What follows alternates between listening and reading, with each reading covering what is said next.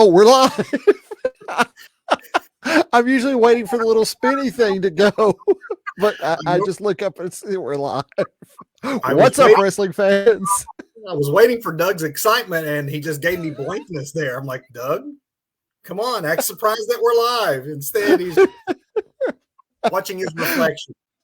Well, it's always a challenge. Apparently, you're just getting me on the air these days, and once I'm on the air, there's no guarantee that I will stay there.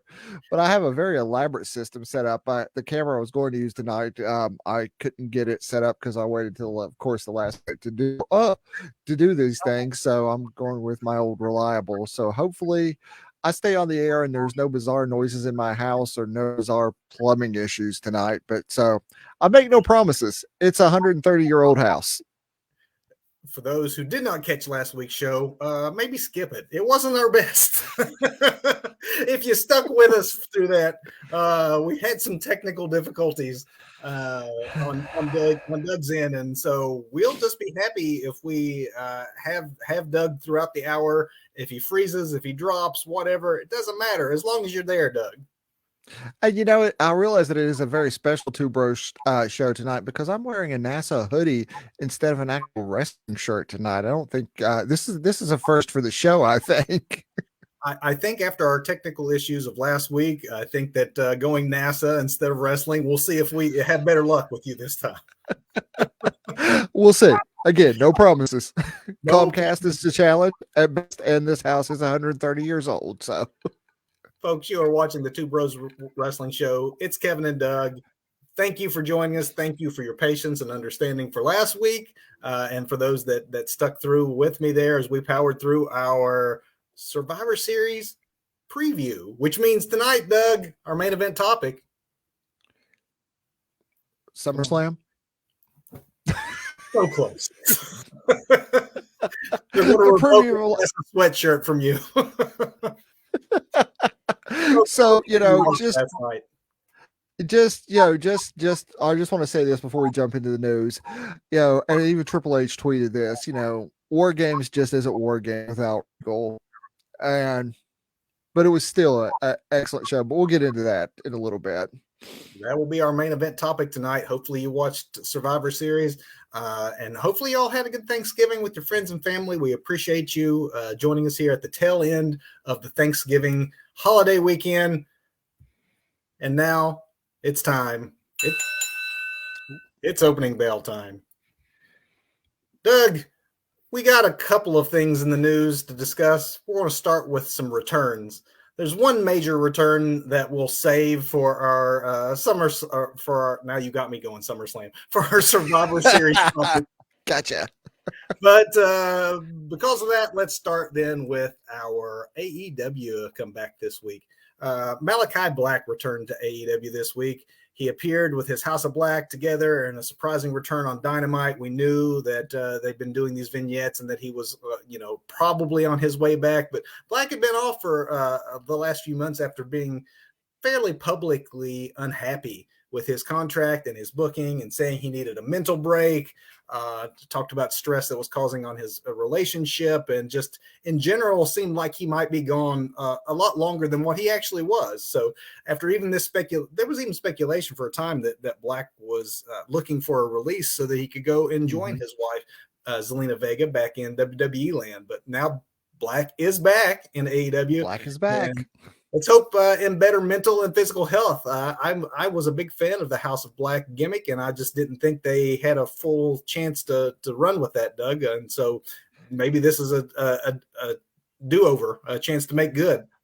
I certainly hope so, because I'm a big fan of the House of Black. There are players in the House of Black I've said that I don't think fit the aesthetic that well, like Buddy Matthews, but it all works together though. And I wasn't really a fan of Julia Hart in the House of Black either until we saw her live when they came to Charleston, and then I saw it live and I was like, yeah, okay, I totally get this. She is a perfect fit for this. But overall, I've been a fan of the House of Black. So. and she's living the gimmick too. You talk about somebody whose Instagram went from cute pictures of herself from her cheerleading days to like it's all in character now, all dark and black. Like she's really learned how to live the gimmick both on and off the air. And obviously there is no House of Black without Malachi Black. So that was the linchpin, and him being gone really hampered the progress of everyone else in that faction. So maybe now we can get that forward momentum. So welcome back, Malachi. Welcome back, Malachi Black. Second news story, and this is what I was going to lead with, but hell has frozen over as AEW and WWE are working together. Well, sort of. It's not a direct partnership, but it's something rare that we haven't seen before, and it may be a one-time only, but both WWE contracted talent and AEW contracted talent are going to be working on the same wrestling card. It's not one promoted by AEW. It's not one promoted by WWE. In this bizarre 2022 of professional wrestling, it is announced that this past week that Kenny Omega is taking on Will Ospreay at New Japan Pro Wrestling's Wrestle Kingdom in January. Luke Gallows and Carl Anderson are wrestling for New Japan Pro Wrestling in December, and Carl, at least, is also expected to very likely be on that Wrestle Kingdom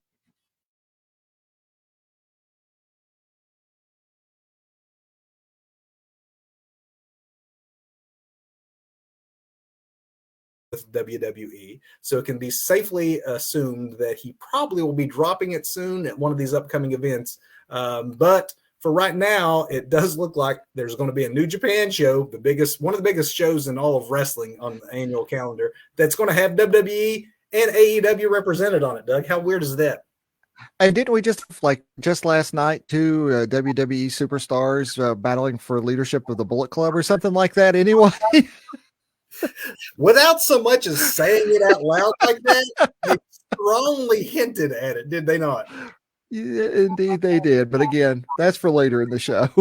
And who knows if this kind of thing would have even been possible in the Vince McMahon days. Maybe Triple H is more of a professional wrestling fan instead of a sports entertainment fan. And maybe like Tony Khan has done in his tenure with AEW, doing some work or not. I mean, we know that WWE actually acknowledges other promotions now in a way and histories in the way that they never did before. So maybe this is not just turning a blind eye or a one-off. Maybe it's just a start of the thawing of the divide that has been up in the wrestling world for way too long. Absolutely. Moving on, there are no current interim champions in AEW. Can we all just get a big cheer for that? Let's hope it stays that way. There are no interim champions right now in AEW. I was cool with the interim champion at first, but then I think we all as wrestling fans just got beat over the head with interim champion, especially almost solely from AEW. So I'm glad that Tony is finally doing away with that nonsense. And we finally got rid of the last of the interim champions this week. Jamie Hayter, of course, won the interim championship from Toni Storm at last week's Full Gear, but this week she was made the permanent champ when Thunder Rosa was officially and finally stripped of the championship. This also, interestingly enough, retroactively made Storm an official AEW World Women's Champion instead of just an interim one. So as far as the lineage of that title goes, she is now considered also an actual AEW Women's Champ and not an interim champ. So this brings an official end to the odd reign of Rosa. There was a lot of excitement, and Two Bros included. I mean, we were Thunder Rosa fans, but when she first won that belt, I mean, she captured it, and still are Thunder Rosa fans. Yeah, it's just unfortunate that she had to relinquish the title.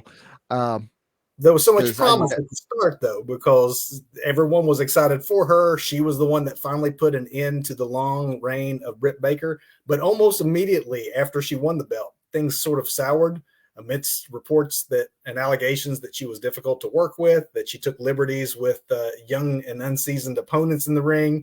And there was also, Doug, we should point out, there was speculation surrounding the legitimacy of her injury. Including from some in the locker room who thought that she just did not want to drop the belt, and therefore was because AEW nor Rosa was able to ever specifically say why she was off air, what the injury was, or what the timetable was for a return. And apparently now they at least came to some agreement amongst all involved that whenever that return would be is way too far down the road to keep her with a title on her. So yeah, interim champion, so long. So long. See ya. Speaking of see ya, Doug, have you seen Andrade? I have not. I was actually talking to my nephew about Andrade over Thanksgiving. We're trying to figure out where he is and what's happening with him. So Andrade has been off the air for some time now, and there's back. Some say that he is actually serving a very quiet suspension. There was an altercation backstage with Sammy Guevara, who apparently gets along with no one, but except Jericho. Well, which is the only one that matters, apparently. Andrade, who has not necessarily been booked well, I think we can all agree with that his AEW run has been less than what most of us would have hoped when he left WWE. But after this backstage altercation with Sammy Guevara, he has completely disappeared. Tony Khan was asked specifically about Andrade at the press conference before the pay-per-view last weekend and danced around the topic. And so there is some speculation based on his own cryptic social media post, Andrade saying some farewells and things without context, that he may soon be on his way back to WWE, which obviously that's where Triple H is now over creative. And I think we can all safely say, whether we're WWE fans, AEW fans, or just wrestling fans, the best that we have seen Andrade in America was his time on the Black and Gold brand, booked by Triple H in NXT. So maybe it wouldn't be the worst thing if he follows the Cody Rhodes path and heads back to Titan Towers. I think that might. I know, and we've got the state that I cannot say the name of, but that with Roosh and company. Well, just pretend you up there with your with your connection. That's it. Wi-Fi. Also, I mean, his wife is there too, so that yes. And she's quite the major player, even though she's not been on TV for a while. But Charlotte Flair and Andrade reunited on WWE banner. I'm liking the sound of that. I have zero problems with that. Doug, let's end here with a series of updates on character changes and tweaks. Triple H and WWE Creative continue to tinker with Vince's former creations and bookings. And Mia Yim, for example, is now Mission? Well, I thought she was Mia Yim again. I thought by last night she was Mia Yim once again, or maybe I was just confused by that. Maybe she was still Mia Yim to me last night. So it's going back and forth between, is this her new name? Is it just a nickname? And she is saying that she's embracing the change and says that it's a nickname, and all the other guys in the OC have nicknames, and it's a nickname her family had called her for years and forever. So the one problem, though, I noticed may be the difficulty of getting it right, because it is, according to what I was watching on the bump, when she was saying it, it was Michin. But Mia's own stablemate, Luke Gallows, kept calling her Michan or Michon on the bump this past week. So if your stablemate can't get the punctuation right, I'm not sure I like the chances of the rest of us doing it. So yeah, we're gonna go with Mia Yim. Let's just go with that for now. How about Sarah Logan, Doug? Sarah Logan has returned and obviously is aligned with her real life husband and the Viking Raiders. She's now Valhalla. I don't hate it. I think I would have preferred Valkyrie, but I don't hate it. I'm okay with it. Well, and she has been off the air long enough that it's a little less jarring than like your Mia Yim one week and the next week they're trying to get Michin over. Valhalla's a little easier. And it also fits with the aesthetic of the Viking Raiders, the War Machine, the Viking Raiders, the Viking Raiders aesthetic and the whole gimmick. So I'm cool with it. Again, if talking what I prefer, I would have preferred, Valkyrie, but again, I'm cool with Valhalla. All the Warriors are going to end up there as long as they die honorable deaths anyway. So how about the mysterious Scripps, Doug, who had been sending these video vignettes and cryptic warnings to the Performance Center these last few months? He finally made his debut on NXT this past week, and it's Reggie. Yeah, it's Reggie. Yeah. The former Butler, manservant, 24/7 title stalwart has been repackaged. Doug, honestly, I'm going to try to withhold judgment on this one because the match that he had was too short to get a full picture of what Scripps has to offer. But Reggie always had that crazy parkour thing going on, and there was some nice acrobatics that he had on display in his match. I will say that. So maybe benefit of the doubt, we'll see where it goes, but I was not expecting Reggie. I was not expecting Reggie either, and I like the Flippy Fly guys, whether it's more acrobatic or just showing off. I love it either way. So I do a withhold judgment, but it's still Reggie. It's still Reggie. Yeah. I mean, we'll see. We'll see. A much more subtle change, and I'll end on this one, is the one that we've seen in a character shift here recently with Tozawa. One for the better in my mind. It's been subtle. They've not commented on it, but Triple H has ditched the whole ninja outfit, and now Tozawa looks like the guy who came into the cruiserweight division when 205 Live and the cruiserweight tournament was a thing. Not only is the ninja outfit potentially problematic from a cultural standpoint, it aligns with Tozawa becoming less of a comedy character, because that's, as soon as they gave him that ninja outfit and his whole story became focused around that stupid 24/7 title, which thankfully and wisely Triple H had literally thrown in the trash can. So goodbye 24/7 title and goodbye ninja outfit for Tozawa. I think I'm sadder about the ninja outfit. Doug does like a good ninja. Absolutely. Ninjas are awesome. Or even a not so good ninja, which Tozawa kind of was.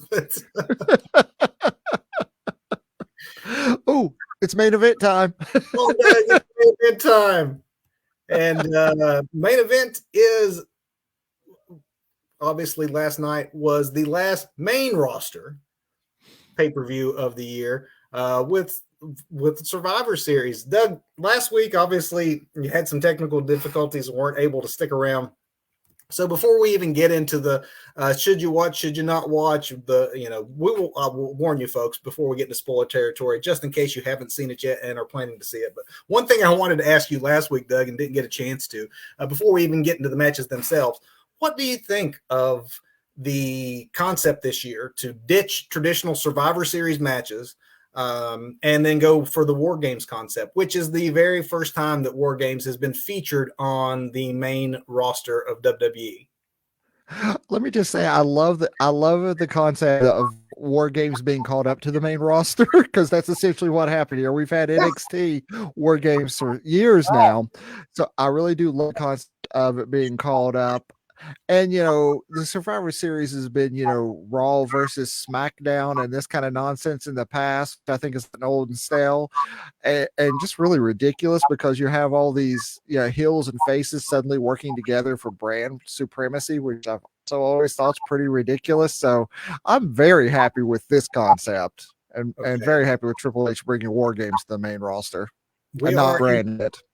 We are definitely in agreement there. I was never a fan of the traditional Survivor Series matches anyway. The elimination matches were never quite my thing. And then when they went Raw, SmackDown versus SmackDown, and then occasionally throw NXT in the picture, it's like it made it better for a bit, but I thought it had grown stale. War Games, much better concept overall, and I'm fine for them, even though it's one of the big four. It's one of the original 4 pay-per-views with WWE. I would much rather, moving forward, at least for the time being, let's get more War Games on the main roster and the main show. So with that, Doug, before we get into spoilers, thumbs up, thumbs down for people who might be watching. And I'm giving it 2 thumbs up right here. 2 thumbs up. Oh, man, it's smacking my microphone. It is microphone smacking good. Is how good War Games was last night. It was a good show. We're in agreement. I am definitely recommend this show. Typically, Doug, this is the point where we say, hey, if you only have so much time, watch X, Y, and Z. Honestly, other than one clunker, which again we will get into. There was one match that kind of didn't work for me. Outside of that, everything to me, we'll see what you think, but it was good to great. I agree. Everything was good to great, and yeah, I wondered if we're going to hit on the same match that was the clunker. We probably are. Probably will. But, I have a feeling, yeah. But everything was really good to great, and even the clunker. There's a cool spot in the clunker, so, or at least what I'm calling the clunker. There's one really cool spot into the audience, but yeah, watch entertainment show. Watch it. And now, spoiler time. We're going to go and talk match by match, give some analysis, and we start off really strong. It makes sense if you now that we have male and female editions of these gimmick matches on most of these pay-per-views, that you would separate them beginning and end of the night. And Triple H made a really good point, I thought, in the after show press conference to stress over and over again how to him the start of a pay-per-view is just as strong, as important as how you end one. That the two most important parts is starting off strong and ending strong. That main event doesn't matter as much to him as getting that crowd hot and then ending hot. And so I think the women definitely did that. We had Becky, Alexa, Asuka, Michin. Hey, I'm just looking on Bleacher Report here. Bleacher Report still has her as Yim. So can we just say Yim then for the sake of so I think they're as confused as we are. Yes, so you had the faces on the one side. They were victorious over Nikki Cross, Rhea Ripley, and basically Damage Control. So Damage Control, yeah. Doug, this one, I mean, it started out Bianca and Dakota were at the beginning, and the heels had the 2-on-1 advantage throughout the course of this match. And honestly, that's not the way. I was going to say, as it should be, the heels should have the advantage in any war games type match. Didn't happen in the main event, but there was other things happening there. But I think in a traditional war games type match, the heels need the advantage. It just works better. Yeah, Dusty drew it up that way back in the WCW days. You have the good guys in peril, always down there. And then 9 times out of 10, the good guys always would win too in Dusty's days. So he would overcome the numbers disadvantage and win. I loved that when the third person came out, it made sense that the third person would be the other half of the tag team champions, so that you'd send your tag champs who are used to working together out when it was a 2-on-1 advantage. I thought that was smart. I will say, I don't think I pointed out on this show, that scorpion kick from Dakota Kai is one of the best looking kicks in the business. That back over the back of her head acrobatics to get that kick in and make it look as stiff as it does is great work. Io had a rough botch spot in the corner early on, where she was trying to come down off the turnbuckles with the knees, but just every time she went up in the air, just kept getting stuck up there somehow. Not even really sure how she managed to keep getting hung up, but she did. But she more than made up for it later on, right? Man, yeah, this both of them, but we'll talk about the other one when we get to it. But both these War Games matches were really great from start to finish, soup to nuts. These were great matches. And it was brilliant to start one and close with one, sandwich them like that. And it really just worked from, again, start to finish in this match. Everything just made sense. I mean, there's a lot of traffic directing you have to do. I mean, you have bombs flying around and weapons and lions and tigers and bears and, all kinds of nonsense going on. But it is chaos a bit. But they made it work, and it worked very well. War Games is sort of organized chaos in concept, and as the women began entering the ring, when it came to the last few, they all began to bring the plunder in with them. Somebody would come in with a couple of chairs, and somebody else would throw in a ladder or two, and so by the time that all the women were in the ring, it was weapons everywhere, and they were not shy about using them. They definitely they worked each other pretty hard. Io made up for her earlier botches. That moonsault off of the top of the cage may have been the move of the night, or at least was one of the moves of the night for sure. Mm-hmm. I did think that the one little unintended comic spot happened when we had Nikki and Alexa attempt to be handcuffed to the ropes, and the handcuffs were comically large. Like they look like large Bengal bracelets. Like, Alexa's a tiny girl. You could just slide your hand right out of that, and she's literally holding it like this so that the camera couldn't see just how loose it was on her arm. I mean, kudos to them to try to work through that. That wasn't their fault. That was the props department. And I also want to say that I'm really happy that we have like this psychotic, sanity version of Nikki Cross back. I think that is her wheelhouse right there. It's she had her superhero thing, or almost a superhero, I guess. But I much rather enjoy this version of Nikki Cross. And we mentioned it back in the opening bell that we had another return. Last week, Doug, I know you had to skip out before you heard my preview and rundown of this match. I had predicted that empty spot may be going to Sasha Banks. And then, of course, before we even got to the pay-per-view, we found out on Raw who that mystery opponent was. Right. And that is the other big comeback of the week, folks. Maybe not as newsworthy as if it had been Sasha, but still newsworthy. Becky Lynch, the man, had been out since July and decides that, hey, I want to come back in one of the more dangerous matches we have. And she definitely put her mark on this match with that ending, right? Absolutely. The end did come, folks. You didn't see it. Becky Lynch off the top of the cage with a leg drop through your tag team champions, through a table. What can you say about this match, Doug? I mean, I think that ouch is what you could say about this match multiple times. Ouch. The length of these things are worth noting too, because honestly, you're not going to get a clean, like a solid, like botch-free match when you go an hour and you have 2 rings, 10 people, all the weapons. There's going to be slow spots. I mean, and there's going to be some botch spots. So I did think until like the bell rang and the official War Games began, once all 10 women were in, there were a time or two where it could got a little methodical at the start. And then there was a time or two, just because of all the plunder and all the moving parts and chaos, that there was a couple less than smooth moments that were legit botches that didn't look great. But overall, when you're talking an hour's worth of action, you're going to have highs and lows, and the highs far outnumbered any negatives you could say about this contest.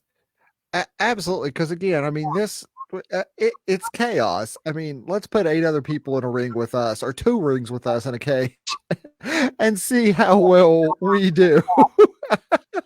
Yeah, I mean, I'm not sure probably 8 people in the cage. Let's just put us anywhere and see how we do. It ain't going to work out well. I can't even do like an hour-long live stream some nights.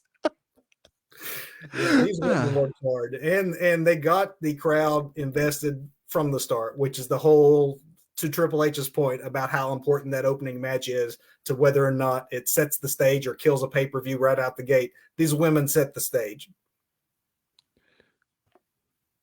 Yes, absolutely, they did. A great start to what I think really overall is a great premium live event.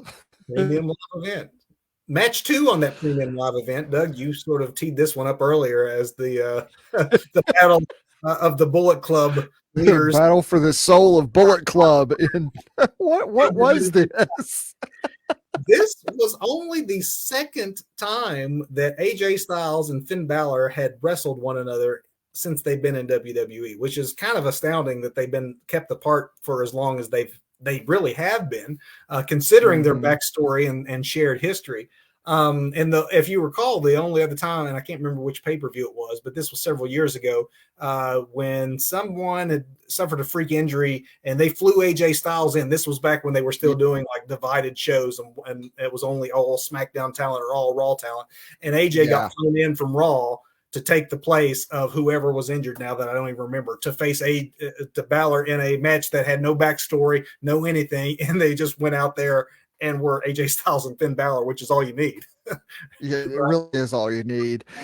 I think the beginning of this match kind of bogged things down a little bit. I mean, not really bog things down, but that whole concept of you've got, the House of Purple out there and, part of, the founding fathers of Bullet Club out there with AJ and just a lot of moving, almost like like we were talking about the chaos that is, the War Games match. You have all these people around the ring that are almost a distraction when you have two prime players like AJ and Balor. And I think this match really picked when everybody went out into the stands to fight and kind of got away from the ring to let these two guys just get out of second gear and really go.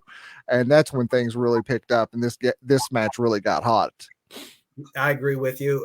The factions, it could be presumed, were going to be involved. They were early, fortunately, and then when they fought off to the back, it definitely made it for the focus on the two guys in the ring, which is what fans really want. But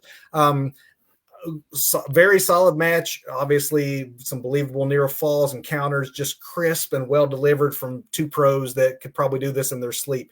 I think they knew that their job following that hot opener was not to try to steal the show. They knew their place on the card here and there. Therefore, this, I don't think, was as strong as their first match or as good as they could have done, but still a great match worth checking out, and just a taste of what they would do if they were higher up on the card and had more time and less shenanigans from the various factions to distract from anything. Shenanigans, absolutely. But I mean, it's AJ Styles, and it's probably almost called him Prince Valor.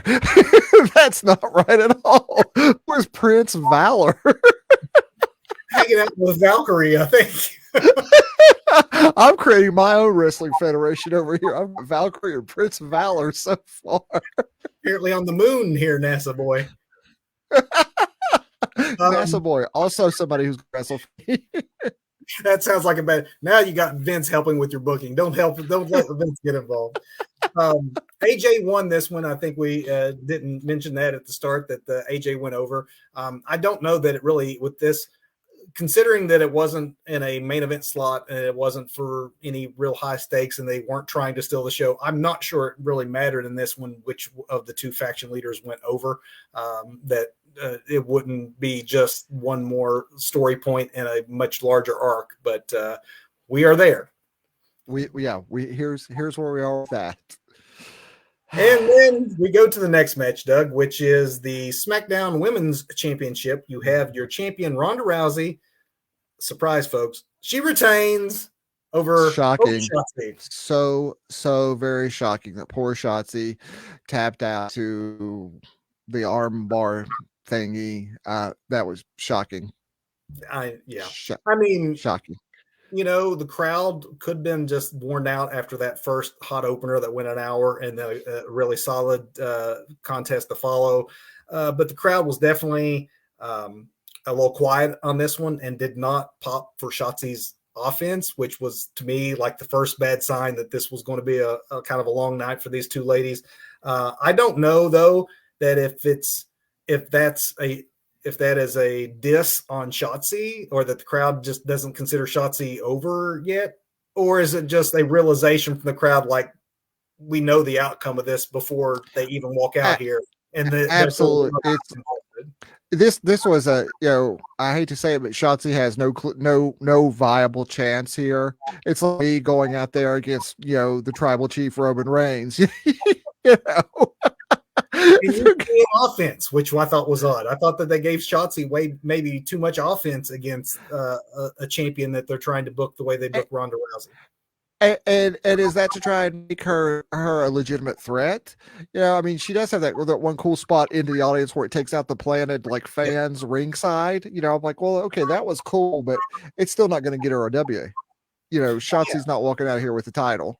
And I think that they may have been better off to not try to give her some cool spots, not give her too much offense at this point. We know what Shotzi can do, but at this point, Ronda should probably just run right over Shotzi, and that's not the way they booked it, which made it even odder, considering that we all knew where they were going to end up with it.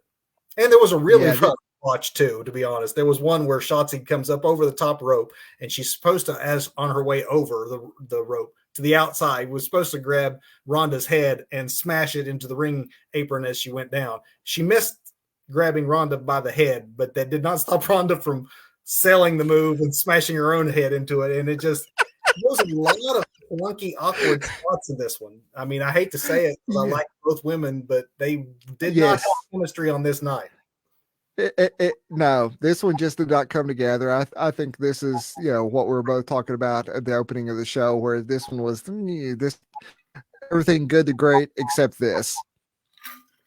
Definitely. This is the one match that, I mean, it didn't last long, so we can't hardly say that you should skip it because you're not going to save yourself a whole lot of time. But if you really, needed of your 3.5 hour pay-per-view time, if you needed 10 minutes back, you could probably skip this one safely and not worry about it. Yeah, the time where you go mix yourself a drink, order the pizza, follow the Uber driver or the DoorDash guy to make sure your pizza's on the way, check all that stuff out. This is what you're doing with this match.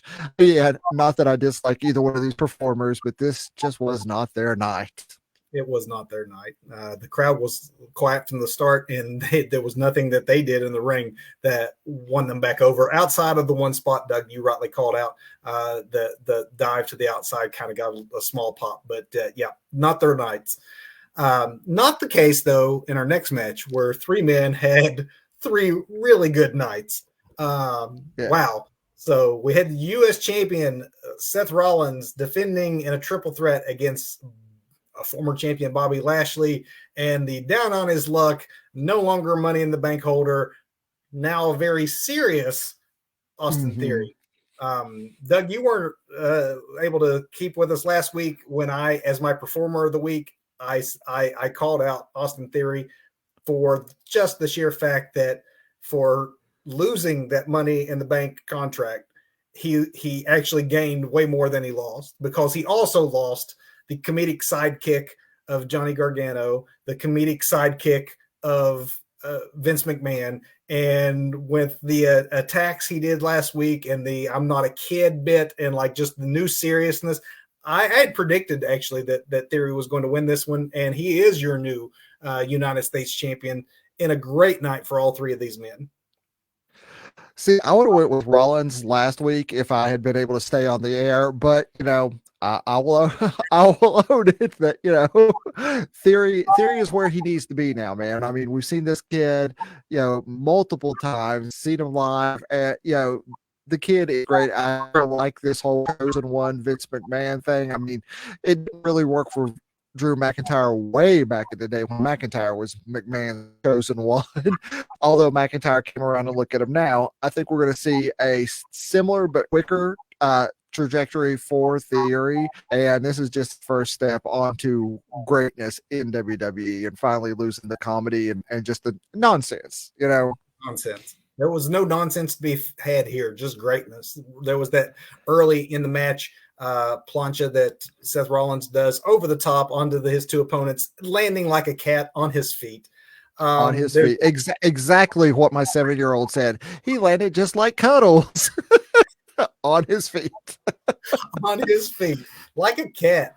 There was a beautiful series also where Lashley's got the full Nelson, and then the full Nelson is countered by Austin Theory, who goes and uses the turnbuckle to do a reversal and get a pinning situation on Lashley, only to have Seth Rollins flying out of nowhere in a plancha from the top rope. I mean, that was fantastic. And then let's give it up for that creative finish as well, where you have a top rope Falcon Arrow that you have Rollins doing, and then Lashley hitting him mid Falcon Arrow with the spear. And then, hey, Austin Theory, it wasn't, I mean, was it a you can't say it was cheap. He didn't cheat. No. He was smart. he saw his opportunity and he shot his shot, you know, and now he's the champion. Yeah. I mean, it wasn't Although, a quick roll up or any of that kind of like, you know, that sometimes they'll do to try to keep everyone strong. He didn't look weak by taking the victory the way he did. He just looked smart. Like that's what you should yeah, do in that scenario. exactly. It's almost that old school edge, that ultimate opportunist thing. You could say he is here because it's not a cheat. He saw an opportunity and he jumped on it. Jumped on it and is your new United States champion. Before we move on, Doug, to the main event, as it were, what do you think about what this means for Seth Rollins? Because Seth Rollins was over in this like he was the face, even though he's supposed to be a heel. Gosh, yes, Rollins was so over in this. I'm not sure where you know Seth and Rollins goes next, but you know wherever he goes, it's going to be entertaining. He is they're going to have a hard time keeping him heel because it's that MJF situation in AEW. Yeah. The fans want to cheer him so bad that he's going to have to be pretty darn bad to get them to change their minds on him. Yes, they're going to have to do like the MJF and have him come out pre-show and cut promo, you know, tons and tons of heel promos to get the whole audience in the mindset before he actually comes out for his matches when he's on camera. Yeah, Seth has got it. Seth's in a good position right now where he might have lost the U.S. championship, but he's never been hotter as a character. The fans are really, really into him at the moment. And speaking of being into things, Doug, I'm in on this main event. We had this was actually the only match I predicted incorrectly. So I will have to pat myself on the back since you weren't here to make predictions. Because you weren't, of course, that means you are 0 for 5. So you just had to default. So I win again. No, I got 4 of 5 right. This is the only one I had actually predicted that the face team would win over the Bloodline because I thought that, you know, in a situation where no one's going to lose a championship, this might be a chance to get some heat on somebody by having them get a pin on your tribal chief in a situation where he didn't lose the title. That didn't happen at all. This was a storyline match. I mean, the action was good, but they definitely point A to point B to point C. There was a story told throughout this whole hour. Absolutely. And it was such a beautiful story. Reaching back to SmackDown the night before when KO and Sam have a conversation with Jay watching on. And then Sammy going, oh, yeah, no, I haven't talked to anybody since I got here. No, everything's cool, man. And then they set it up throughout the night of the pay-per-view by having these vignettes backstage with Roman. And when he was put to the test, Sammy did not lie when he was given the opportunity to lie, as he did to Jay. He did not lie to his tribal chief. And also laid out a very logical story, not really a story, not like he's making up or not like he's trying to lie or cover for himself, but lays out a very logical thought process to why he didn't tell Jay that he talked to KO. You know, doesn't want to get, you know, and it all makes perfect sense. And Roman is cool with that. We get the hug, and then we see Roman go just a little psychotic in the hug to go, uh-oh, what's up with Sammy? This doesn't look good. A little cold.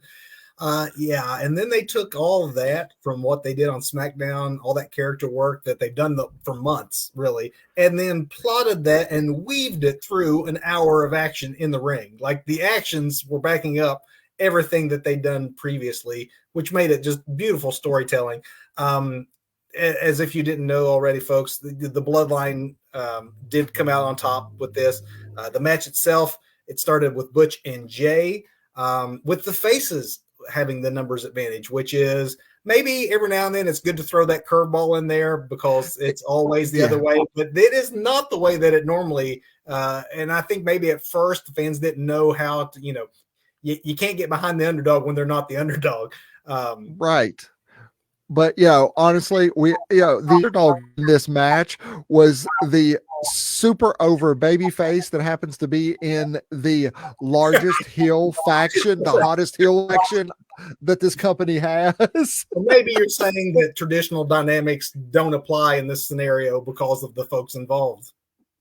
Yeah, they absolutely don't, because I mean, like you were talking about, it makes sense for the tag team to go out one by one. You know, Which they that's did what we this. saw. Yeah. That's what we saw in the women's match. That makes perfect sense. You know, when it's your time up, you've got a tag team, a championship team, one person in there, you send the other half of that tag team in when it's, you know, when it's your team's turn again. They That's did. not what happens here. The tribal chief stops that. He's like, no, no, no, Sammy, you go, you get Well, in there and you work with Jay. You the know, the face team did do that. It could the that the face, face yeah, team holding the 2-on-1 advantage sent the Brawling Brutes out first to tag on to Jay. So I mean that again, logic, right? I mean that's the same thing they shown in the first match. They were right, showing some pure logic with that. I do like how Butch took his joint manipulation that he's so good at and incorporated the war games concept into his joint manipulation, wrapping fingers yes, around cages and stuff like that. Just great work. Yes, that switch that Roman made, that audible, was fantastic. Like, no, we're going to test Sammy. We're going to test this theory out in the ring. I'm mm-hmm. tired of hearing one side from Jay and one side from Sammy. Let Sammy go and be the one to help Jay. And at Yeah. first, it didn't look like they were going to be able to keep it together. No, not at all, because that's the story here. And, you know, the story is set up. Story is set up through the whole night. Like, yeah, I think, you know, there are little seeds of what's happening in the women's match. Because again, you know, we go back to that just pure logic. You send your tag teams in one by one. The baby faces do it in this match. Send the tag team in one by one, and then the story flips, because this isn't the psychology of this match isn't about this match as per se. It's about the storytelling and the psychology of the storytelling that just happens to be the match is the backdrop for all the storytelling that's happening in the ring. And Beautiful Sammy setup. was trying hard, and Jay was having none of it. He was helping Jay, and Jay was still in his face. And next thing Yes. you know, Sammy had enough. And your tribal chief sitting in his cage on this, holding his head, because these two are pushing and shoving each other in the ring. And it looked like this is what was going to be the fall of the bloodline. This looked like, honestly, like it might be the end of Sammy in the bloodline. Like this would be how they're breaking it up. And instead, they kind of swerved us by going the other direction with it, because despite getting an accidental kick from Jay, Sammy saves Roman from what looked to be a sure pinfall. Sure. KO had him down, and not only did he stop the pinfall, he hit his best friend in the nuts. But you know, He did. He did do that, and I don't think I've ever seen that kind of speed on a haluva kick. He gave it to his enemy within the bloodline to say, no, this sacrifice is yours. And as if all of that wasn't good enough, we finally, after all these many months, we put the exclamation point at the end of this story. We got a hug and acceptance, not from just Roman, but Jay finally acknowledged the honorary Uso. Sammy Uso. Everybody left feeling oozy last night. But here's the thing, man. You know, they rip off the honorary Uso shirt off of Sammy, you know, there at the end of the match, which, you know, of course, is foreshadowing what's coming next there, which, of course, is the fall of the bloodline and Sammy being the one to unseat Roman as, you know, your world champion. Doug's been calling that one a while. But you know, I mean, because again, Sammy is the biggest babyface in WWE right now, and he's in the biggest heel faction. It's just a matter of time before this happens.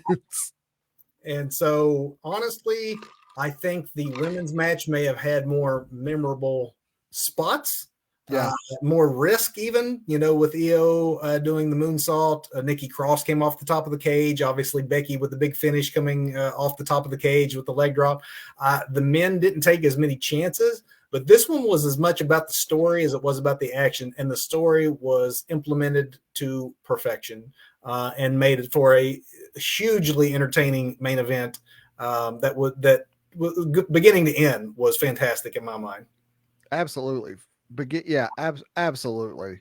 So yeah, I'm interested to see where they go with Sammy now that he's no longer at odds with Jay. Now that he may not be honorary, now that he may be Sammy Uso, like we know the fracture is still coming. How it will come is going to be the next interesting story that they tell. And let's just shout out Sammy for all the conflict in his face and throughout that when he does, now the low blow on KO, and then gets the okay from the tribal chief. Almost to finish him, the Mortal Kombat finish him, the Helluva kick. The grief and conflict through all of it, and then there's acceptance by not only, like you say, not only Reigns but from Jay as well. If you go back and see from a few months ago when Stone Cold had Sammy on his podcast, Stone Cold was effusive in his praise of Sammy for his facial expressions. That for a man who spent so much of his career under a mask. Yes, absolutely. And Sammy actually gave the mask credit for the fact that I had to try my best to enunciate to the crowd without speaking and without having the advantage of full facial expressions. I made my emotions as big as I could to involve them in my matches, and he thinks it ended up helping him when the mask came off to go from big to I can go big to subtle. I can do what's needed. I mean, he does the comedy stuff well. He does the serious stuff well. Sami Zayn is an MVP. I mean, who would have never thought that Sami Zayn would be the MVP of the Bloodline? But he is right now. So true. So, Doug, we were just that's 45 minutes of sheer praise for the WWE Premium Live event last night. Yes, because the WWE, when AEW went heel, Triple H said, "I see you, fans. I'm turning my company babyface. Here we go." They put on a great show, folks. You definitely need to go catch it. If you need a bathroom break to make a sandwich, do so during the SmackDown Women's Championship match. Other than that, you're going to be doing yourself a disfavor if you miss any of it. Absolutely. And with that, Doug, are you ready for the big finish? I think I am. I've been conflicted with this one, thinking about this one today, but I think I'm ready for the big finish here. I'm going to start with the botch of the week. Do you have a botch? I do have a botch, actually. We're going to step outside of WWE and outside of this pay-per-view. Oh boy. Let's see if we hit the same one. And we're going to Chicago, Kevin. Because you cannot say, hey, let's just put this to sleep. Let's put it all behind us. And let me say, I am probably one of the biggest elite marks that there is. But Kenny Omega can't go out there and say, okay, it's done. We're not going to talk about it. It's over. Let's just move on. No, no need to do that. And then even if, as Meltzer's reporting, it was like a spur of the moment thing. Hey, we're here, we're in the ring. Let's just run with it. Let's have some fun. Let's work. I don't care, man. You said one thing, your EVPs, first of all, said, don't continue to troll and kick, even love or hate CM Punk, agree or disagree with what he did at that media scrum and what happened afterwards, which we're never going to actually know everything that came out of that. Don't go to the man's hometown and start trolling everybody and just kicking it up and just making it worse again and again. You're not doing finishing maneuver to end the match. I mean, come on. That is if you can't pretend that you were in the heat of the moment and just letting it float. You knew exactly what you're doing when you do. Absolutely. And then on top of that, you shout out Kenta, which it is his move, but you shout out Kenta for letting him borrow it because, Bullet Club for life and all that good fun stuff. Come on, do better. Just do better. So, Doug, you and I we're on the same path. We're not on the exact same botch, but we're definitely in the same ballpark. My botch of the week is the city of Chicago itself. I'm calling out the entire city of Chicago, and I love Chicago, but come on. The CM Punk chants during the Elite's match, even before the Elite began to troll you, you're just encouraging them to do so by the CM Punk chants. It's 2022. Punk is rightfully a pariah right now for his actions. And it's just, way to look out of touch, Chicago. I mean, it's okay to boo the Elite.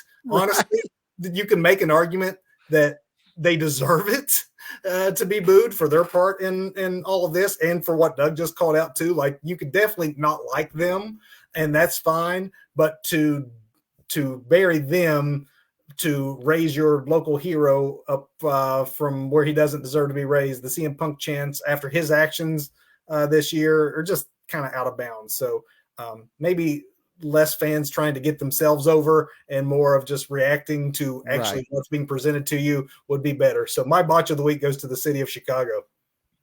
I'm good with that. I think just like this, the brawl out after all out, or fallout. Yeah, just, there's plenty of blame to go around on both sides of that, I'm sure, just like there was in Chicago this week with the Elite and the city, behind their local hero. That is, I think, the only place you're going to still hear those CM Punk chants in 2022. They used to follow Vince McMahon everywhere in the WWE days. I don't think you're going to see that outside of Chicago. I don't think so either. I think people, unfortunately, have got his number now. Yep. Performer of the week, Doug. Man, this one I was torn with, because I'll let me give like a special mention to -1 for on Rampage for his just devastation at 10, leaving the Dark Order. But then let me jump to Sammy, because Sammy, I cannot put enough praise on this man right now. Sami Zayn. Sammy's great. Sammy has always been great. Even back when he was El Generico, Sammy was just great. But he's at another level right now. He is functioning just on the same level as Roman Reigns, at that level right now. And he belongs in the bloodline, even though he's going to turn on them and defeat Roman Reigns and take those titles from him at some point in the future. There's no argument for me on Sammy. Honestly, I had a slash here, hoping that you went for Sammy so I could give some shine to somebody else, because my performer of the week, Ricky Starks. Ricky Starks won the AEW Eliminator Tournament this past week by defeating Ethan Page in a great match. But this makes Starks now the #1 contender. He'll get his world title shot. Next month's winner is coming edition of Dynamite against MJF. And the second I saw Ricky Starks years ago in NWA on YouTube, on that show that Billy Corgan first put together, when maybe like the first 2 or 3 months that they were on YouTube, I thought, man, it is only a matter of time until either AEW or WWE snatches this guy, because he had something different than most of the other talent that was on that presentation there with NWA. And he has really just keeps hitting it out of the park. He is connecting with AEW's fans, both on the mic and in the ring. And he is just continuing that rise. It's very much like, the Austin Theory thing. It's just, he is so over right now. And while it will not be his time to dethrone MJF just yet, the fact that he is being considered in that title picture, and that he's just took that next big step to being pillar of AEW for years to come. Yeah, Ricky's great, man. Yeah, absolute. That nails it. He's absolute Ricky Starks. So that leaves us with hard, because it was. You know what? I'm going to keep it in the pay-per-view. I just want to step out and call out, the Elite in Chicago, but I'm going to keep it our SummerSlam our SummerSlam review, and call out that men's war game match, because I think that was just a amazing match, from the spots, the fun of it, but most of all, the very emotional storytelling that they put into that match, and I'm not even sure I can name everybody on the babyface side of that team right now, but that was a bloodline storyline that was just great from start to finish. So that's my match of the week right there.